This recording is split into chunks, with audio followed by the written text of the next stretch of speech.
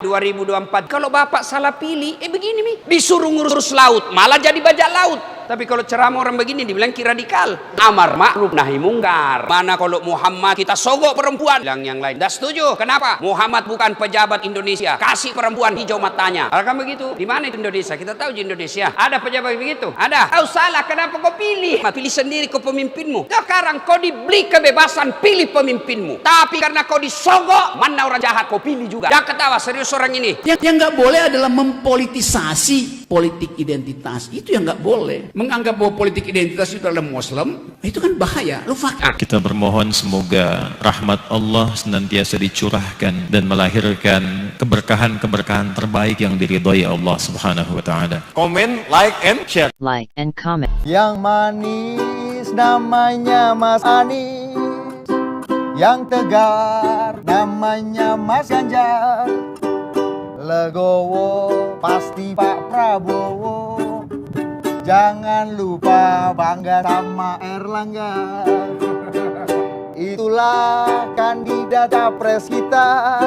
Hasil survei A, B, C, D, E, F, G. Semua belum tentu bisa berlaga. Kita tunggu Jokowi dukung siapa? Ayo semuanya.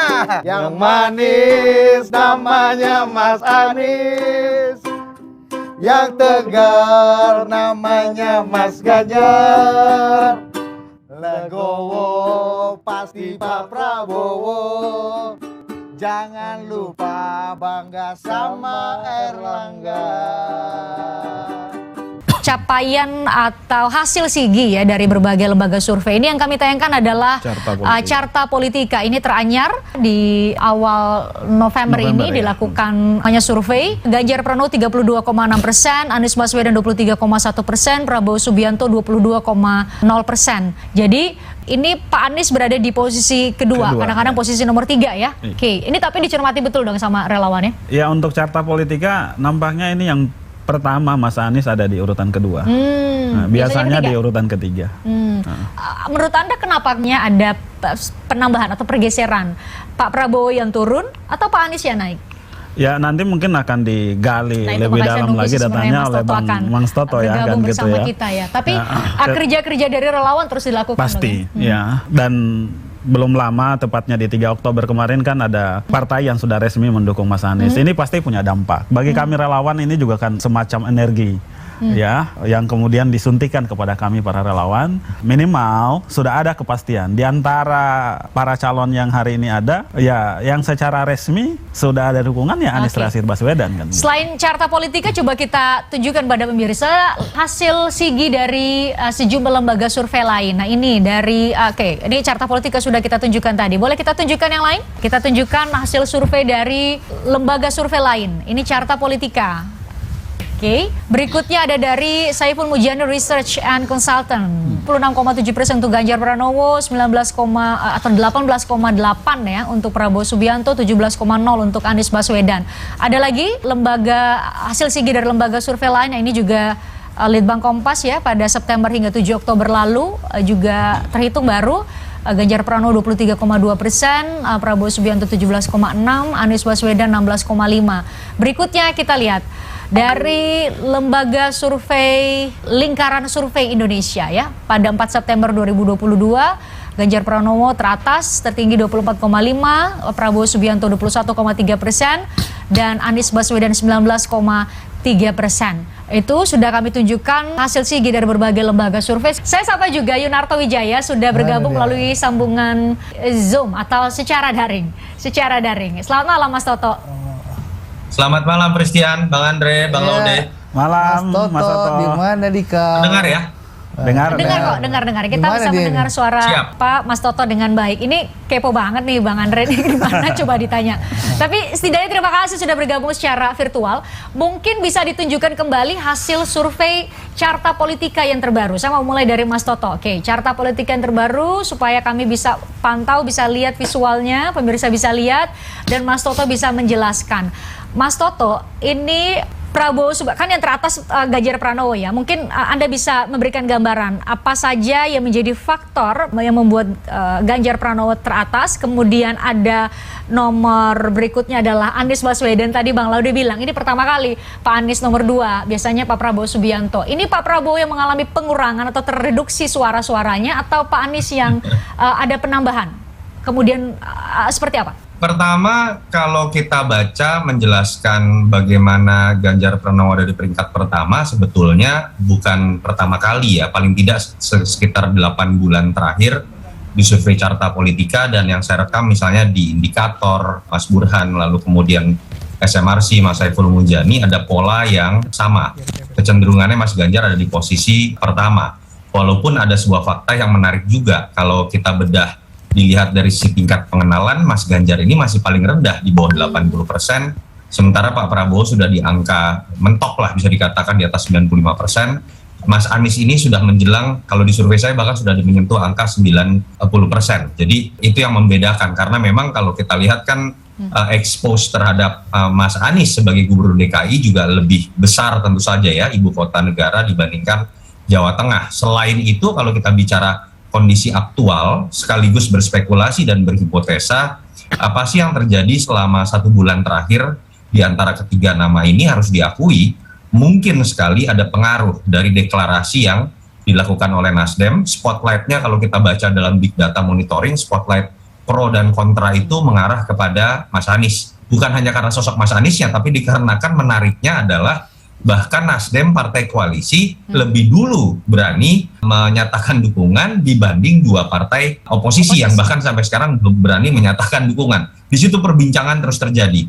Faktor lain kan kita juga lihat, apakah hanya berhenti pada deklarasi? Tidak. Terlihat sekali Nasdem langsung memanfaatkan momentum yang disebut dengan deklarasi ini, plus sudah bebasnya Mas Anies dari masa tugas sebagai gubernur DKI untuk langsung berkeliling Indonesia gitu kan. Banyak sekali lah kalau kita lihat di Sumatera Selatan dan di beberapa Jawa Barat misalnya, dalam bentuk kegiatan sudah seperti kampanye. Dan memang kita tahu dalam aturan pemilu kita sebelum masuk masa kampanye malah sulit diberlakukan sebuah aturan disertai sanksi-sanksi. Sekarang jadi suasana yang bebas sebetulnya ya. Sementara Pak Prabowo dan Ganjar ini punya ruang gerak yang lebih terbatas. Pak Prabowo karena masih pejabat publik ya, pejabat publik, dan kita tahu sektoral ya, pertahanan ini kan tidak populis, dan memang jarang sekali Pak Prabowo turun sebagai ketua Gerindra misalnya, sehingga kegiatan yang berbau elektoralnya sangat sedikit.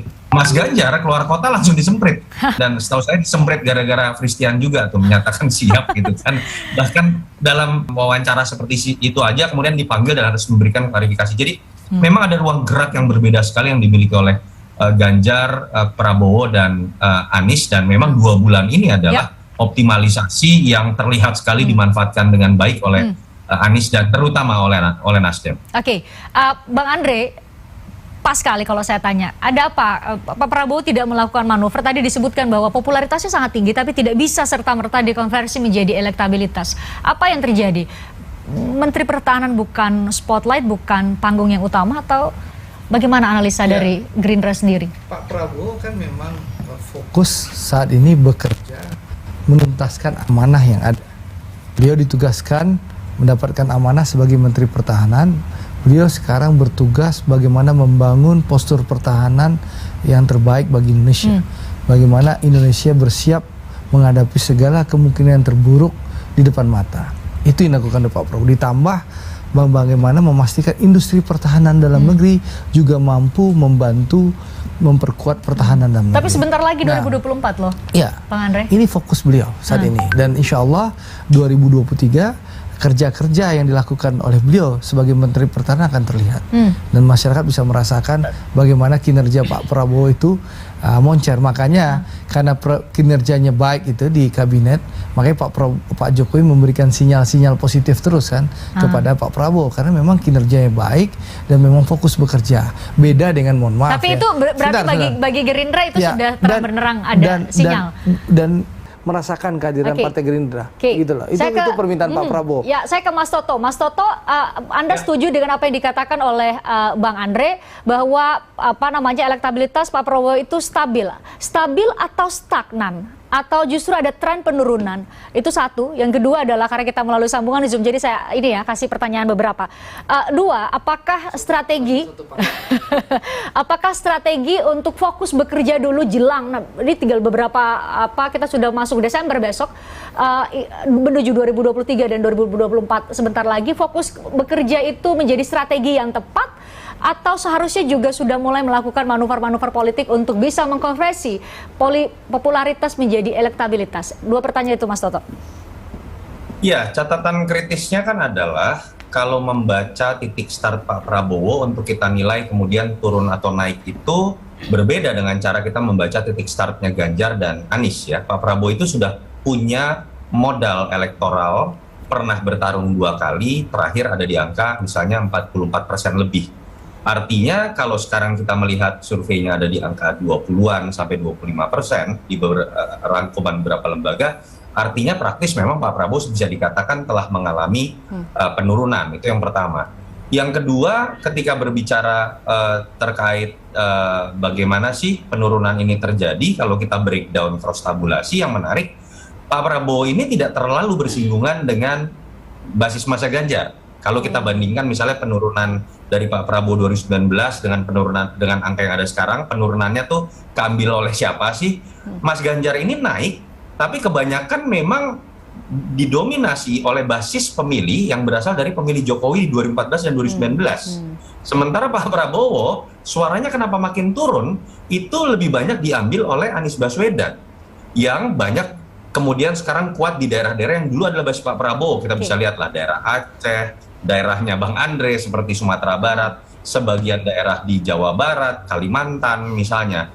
Itu yang menyebabkan menurut saya masuk ke pertanyaan ketiga tadi. Ketika melihat bahwa Anies Baswedan misalnya sekarang sosok yang paling gencar bekerja secara elektoral karena tidak ada aturan kampanye, lalu kemudian tidak lagi menjadi gubernur, diamnya Pak Prabowo, atau kemudian hanya bergantung pada kinerja sebagai Menteri Pertahanan yang kita tahu segmented itu dan tidak diikuti oleh kerja-kerja elektoral sebagai ketum Gerindra untuk berkeliling, terutama di daerah-daerah basisnya, menurut saya akan berpotensi untuk semakin terjadi kanibalisme di antara Anies Baswedan dengan Prabowo Subianto. Itu kalau yang kita baca dari segmen. Oke, bagaimana tanggapan Anda, Bang Laude? Ini terjadi, ini yang hadir, kebetulan yang hadir di studio dua-duanya. Ini berarti Ya, berebut ceruk. tar dulu, pertanyaan Mas Anies ini punya tiket atau enggak? Itu penting juga dijawab oleh Mas Toto, Bang Laude itu.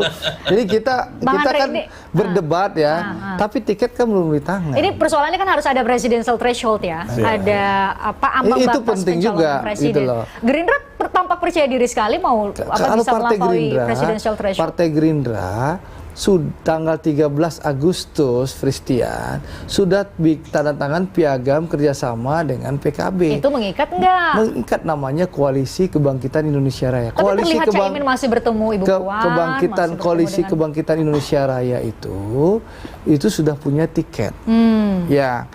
Kalau Caimin ketemu ini, Pak Prabowo ketemu itu tuh bagian dari komitmen kita untuk membuka diri dan mengajak pihak lain bergabung dalam Koalisi Kebangkitan Indonesia Raya. Jadi malam ini bisa dipastikan masih solid ya? Ya, dan dalam waktu dekat ini Pak Prabowo dan Gus Muhaimin akan segera mengumumkan dan meresmikan sekretariat bersama Partai Gerindra dan PKB.